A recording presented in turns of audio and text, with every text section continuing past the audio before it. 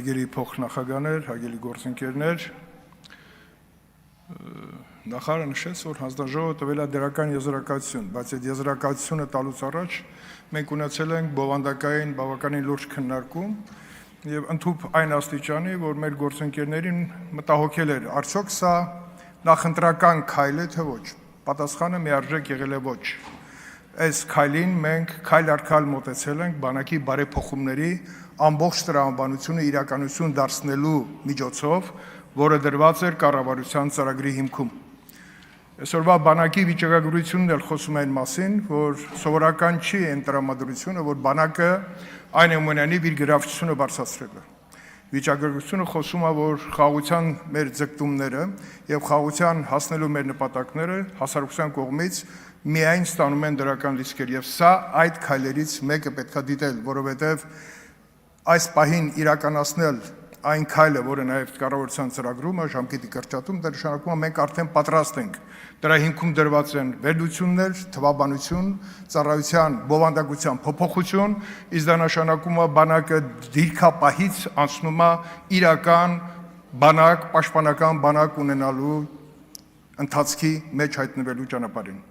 Հարգելի գործընկերներ, սա կարևորագույն քայլ է, որովհետև շատ է խոսում նաև ներկայիս ծառայողների վրա ինչի չի տարածվում։ Չի տարածվում, որպեսզի հետո եկող ծառայողները ունենան այս հնարավորությունը նոր ծրագրով բանակը առաջ տանելու մեջ իրենց մասնակցությունը ունենալու համար։ Իհարկե,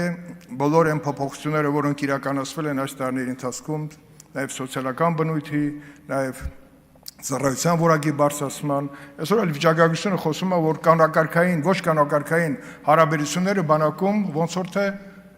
վերացել են, իհարկե դա նաև ուժային միջամտության շնորհիվ է, նաև կառավարման բավականին ամուր հիմքեր դնելու շնորհիվ է, բայց դրա խորքային արդեն հիմքերը դրվում են, որովհետեւ բանակում այն հարաբերությունները, որոնք պետքա իսպառ վերացնեն նախկինում այդ արատավոր երևույթը, պետքա հիմնված չլինի միայն ուժային գործոնի վրա։ Ուստի արգելի գործընկերներ, ունենալով այս հնարավորությունը տալով բանակին այս հնարավորությունը այս ժամկետների մեջ իրականացնել իր առջև դրված խնդիրները, հանձնաժողովը տալով դրական գնահատական, տալիս է հնարավորություն նաև մեր բոլորիս այդ գնահատականը առաջին ընթերցումը ամրապնդենք մեր քվեարկությամբ եւ իրականացնենք այն, ինչը որ մեր առջև դրված ապագայում ունենալ այն բանակը, պրոֆեսիոնալ բանակը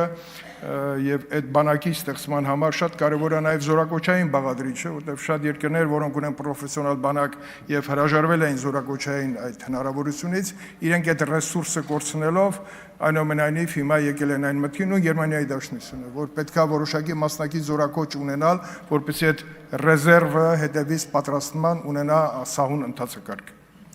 Կոչ եմ անում կողմ քվեարկել այս կարևոր նախաձեռնությանը, շնորհակալություն։